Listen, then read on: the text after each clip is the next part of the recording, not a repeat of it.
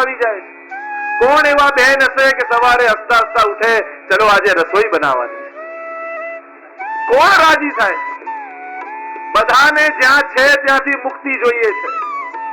નાનું બાળક હોય એ કોટ પહેરે પપ્પાનો, ટાઈ લગાવે, જો હું પપ્પા જેવો લાગુ છું ને, એ મોટો થઈને રાજી થવા ઈચ્છે અને પપ્પા ડાય કરવામાં પડે. મારી ઉંમર જ ક્યાં થઈ? પેલા નાના દેખાઈને રાજી થવા માંગે છે. મોટા બંગલા વાળા હોય, આજકાલ નેચરોપેથી ઘણી હોસ્પિટલો થઈ ગઈ, લાઇટે ના હોય, પંખાએ ના હોય ને ત્યાં જઈને રહે અને એમ લાગે હા કેટલો આનંદ આવે. અને ઝૂંપડામાં રહેતા હોય એમ ઈચ્છે કે આવો બંગલો આપણો થઈ જાય તો કેવો આનંદ થઈ જાય. જે જ્યાં છે ત્યાં ખુશ નથી. મુક્તિ મેળવી, કોઈ આપણને આરામ જોઈએ છે પણ કોઈ 24 કલાક સુડાઈ રાખે તો એમ કે મારી નાખવા. 24 કલાકો આરામે નથી જોઈતો ને કોઈ 24 કલાક કામ કરાવે તો કે મરી જઈશું કામ કરી કરી. આરામ જોઈએ છે. અને ધર્મ અને મોક્ષ એ તો ઠાકોરજી કૃપા કરશે ને ત્યારે બ્રહ્મ સંવન લઈશું, સેવા કરી. એ બધું ભગવાન પર ભરોસે છોડી દઈએ. ઠાકોરજી કૃપા કરશે ત્યારે કથા સાંભળીશું, ઠાકોરજી કૃપા કરશે ત્યારે જઈશું. એટલે ધર્મ અને મોક્ષ ભગવાન ભરોસે છોડી દઈએ. ખરેખર કર્મને આધારિત અને અર્થ અને કામ એ ભાગ્યને આધારિત છે. ભાગ્યથી વધારે ક્યારે કોઈને કંઈ પણ મળતું નથી.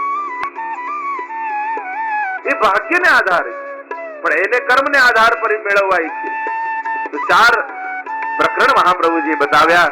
ધર્મ પ્રકરણમાં દક્ષ યજ્ઞની કથા આવી. ના વિવાહ પ્રસૂતિ સાથે કરવામાં આવ્યા. 16 કન્યાઓ એમને થઈ. 13 કન્યા ધર્મને પરણાવી.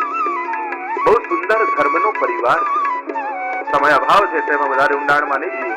બહુ સુંદર પરિવાર. 13 કન્યા ધર્મને પરણાવી અને બધાને એક એક પુત્ર થયા. બહુ સમજવા જેવો પરિવાર. ધર્મને પહેલી કન્યા શ્રદ્ધા પરણાવી, એને પુત્ર થયો શુભ. શ્રદ્ધા ધર્મમાં રાખશો તો જીવનમાં શુભ થશે. મૈત્રી નામની કન્યા ધર્મને પરણાવી અને પુત્ર થયો પ્રસાદ, કૃપા ઉતરશે. ત્રીજી કન્યા દયા ધર્મને પરણાવી અને અભયત્વ નામનો પુત્ર પ્રાપ્ત થયો. શાંતિ નામની કન્યા ધર્મને પરણાવી અને સુખ નામનો પુત્ર થયો. તુષ્ટિ પુષ્ટિ ક્રિયા ઉન્નતિ બુદ્ધિ મેધા શિક્ષા રી અને મૂર્તિ આ 13 કન્યાઓ ભગવાનને આ ધર્મને પરણાવી. ધર્મને પરણાવી 13 કન્યાઓ. 14મી કન્યા સ્વાહા અગ્નિદેવને પરણાવી. એટલે જ આપણે યજ્ઞ કરતા હોઈએ ત્યારે સ્વાહા સ્વાહા સ્વાહા બોલી, કારણ કે સ્વાહા એ અગ્નિદેવની પત્ની છે. 15મી કન્યા સ્વધા પિતૃઓને પરણાવી.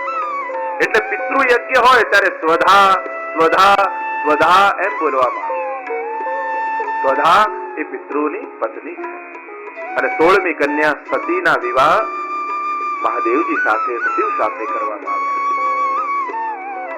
વિદુરજીએ પૂછ્યું કે મહાદેવજી તો આત્મરામ છે, પછી એને દક્ષ સાથે વેર કેમ બંધાવી? કથા કહેતા મૈત્રીજી કહેવા લાગ્યા કે દક્ષ અને મહાદેવજીને વેર થઈ ગયું. મહાદેવજી છે જમાઈ પણ સસુર સાથે વેર બંધાયું છે. તો વિદુરજીએ પૂછ્યું કે મહાદેવજી તો આત્મરામ છે, એમને કેમ વેર બંધાયો? ત્યારે કથા કહેતા કહ્યું, દક્ષને જ્યારે પ્રજાપતિઓના પ્રમુખ તરીકે નીમવામાં આવ્યા અને અભિમાન આવ્યું. જ્યારે વ્યક્તિ બહુ મોટા સ્થાન પર પહોંચી જાય, પદને મેળવી લે અને મોટાઈ મળે, પછી એને માન ન આપો તોય અપમાન લાગવા માંડે. દક્ષ સાથે પણ એમ થયું. પ્રવેશ કર્યા સભામાં, મહાદેવજી ભગવાનના ધ્યાનમાં હતા, ઉભા ન થયા. ખોટું લાગ્યું. કહ્યું કે હવે યજ્ઞ જેટલા પણ થશે એમાં કોઈ મહાદેવજીનો ભાગ નહીં કાઢે. મહાદેવજીનો ભાગ બંધ કરાવ્યો. સ્વયં હું યજ્ઞની શરૂઆત કરું છું. યજ્ઞ આયોજિત થયું. બધાને આમંત્રણ આપવામાં આવ્યા. મહાદેવજીને આમંત્રણ ના આપવામાં આવ્યું. દેવતાઓના વિમાન આકાશમાંથી જાય છે. સતીને થયું આ દેવતાઓ ક્યાં જઈ રહ્યા છે? નારદજીને આવીને કહ્યું, તમારા પિતાને ત્યાં આટલો મોટો યજ્ઞ છે, તમે નથી જવાના? સતીને થયું કે મારા પિતાને ત્યાં હું જાઉં, પિતાને ત્યાંથી સારો પ્રસંગ હોય તો દીકરી તો પહેલા પહોંચી જાય, બધી વ્યવસ્થાઓ કરવાની હોય. મહાદેવજી પાસે આવ્યા અને કહેવા લાગ્યા પિતાના યજ્ઞમાં જવું. મહાદેવજીએ સમજાવ્યા ન જાઓ તો સારું, દુઃખ થશે તમને. ન માન્યા. કહ્યું કે પિતાને ત્યાં, ગુરુને ત્યાં, મિત્ર સંબંધીઓને ત્યાં આમંત્રણની થોડી જરૂર હોય. મનમાં વિચાર કરતા કરતા પિતાને ત્યાં ગયા.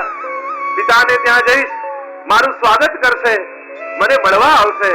માતા મને પૂછશે કે મોડી કેમ આવી. અને આમ વિચાર કરતા કરતા જ્યાં પિતાના યજ્ઞમાં ગયા, કોઈ એમની સામે જોતું નથી.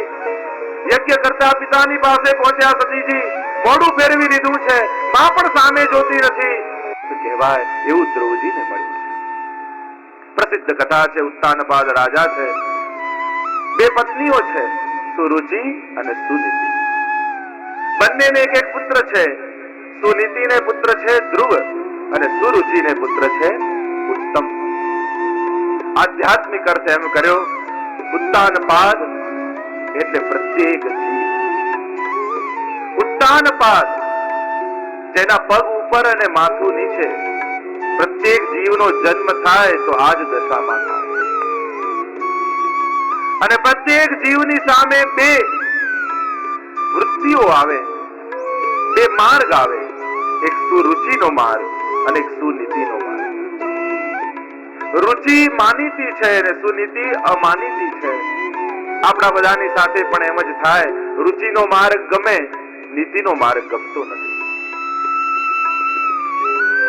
સુરુચિને પુત્ર છે ઉત્તમ. રુચિના માર્ગમાં હંમેશા ઉત્તમ વસ્તુ જોઈએ. હજી નવું શું નીકળ્યું છે, હજી નવું શું નીકળ્યું, હજી લેટેસ્ટ શું, સારું સારું જોઈએ. ઉત્તમ અર્થ એમ કર્યો કે ભગવાન પ્રત્યે જેને અંધકાર છે એ ઉત્તમ. અને સુનીતિ ધ્રુવ એનો પુત્ર છે, શાશ્વતતાને જુએ. રમી રહ્યા છે બંને બાળકો. ઉત્તમ ખોળામાં બેઠો પિતાના. ધ્રુવને પણ ઈચ્છા થઈ. ધ્રુવ જ્યાં ખોળામાં બેસવા જાય, સુરુચિએ હાથ પકડી ખેંચ્યો છે ધ્રુવને. કહ્યું જો પિતાના ખોળામાં બેસવું હોય તો જા ભગવાનને જઈને પ્રસન્ન કર, અને ભગવાન પ્રસન્ન થાય તો મારા મુખે જન્મ લે, તો તું પિતાના ખોળામાં બેસી શકે. ધ્રુવ રડતો રડતો આવ્યો પોતાની માં સુનીતિ પાસે ને બધી જ વાત કહી. સુનીતિએ બહુ સુંદર જવાબ આપ્યો. આ છે ભારત વર્ષની માં. કહેવા લાગી સુનીતિ ધ્રુવને કે જો બેટા, આજ સુધી જે વાત મેં તને ન કહી એ તારી માં સુરુચિને કહી. આજ સુધી મેં તને ન કહ્યું કે વનમાં જઈને ભગવાનને મેળવ. તારી સાચી માં તો સુરુચિ છે, તને સાચી વાત કહી. આજે ઘણી વાર એવું થાય, નાના બાળકોના ઝઘડામાં મોટાઓના અબોલા થઈ જાય. અને આપણે તો બાળકોને શીખવાડીએ, જો ટિફિન બોક્સ ભરી આપું છું, કોઈને આપતો નહીં સ્કૂલમાં, એકલો ખાજે. એકલા ખાતા આપણે જ શીખવાડીએ અને પછી મોટો થઈને મા બાપનું જ ખાવાનું બંધ કરી દે. કઈ રીતે બાળકને શીખવાડાય, સમજાય, સમજાવાય એ સુનીતિ શીખવાડે. આપણે તો બાળકને ઘરના ઝાપાની બહાર પણ એકલું ન જવા દઈએ, અને આ માં તો વનમાં મોકલવા માટે તૈયાર થઈ. 5 વર્ષના ધ્રુવ છે. કહ્યું જા વનમાં જા, ભગવાનને મેળવ. ધ્રુવ ચાલવા લાગ્યા વનની ઓર. નારદજી પરીક્ષા કરવા માટે આવ્યા કે કેવલ આવેશ છે કે સાચી શ્રદ્ધા છે. જઈને ડરાવવા લાગ્યા, અરે વનમાં તો કેવા પશુઓ હોય, તપ કરવું કઈ સહેલું છે? કઠોર તપ તારે કરવું પડશે. ધ્રુવ દ્રઢ છે, મેળવવા છે તો ભગવાન, બેસવું છે તો એ પરમપિતાના ખોળામાં બેસવું છે. અને નારદજીએ મંત્રનો ઉપદેશ કર્યો અને કહ્યું આ મંત્રનો જાપ કરતા કરતા તું જા. આ મંત્ર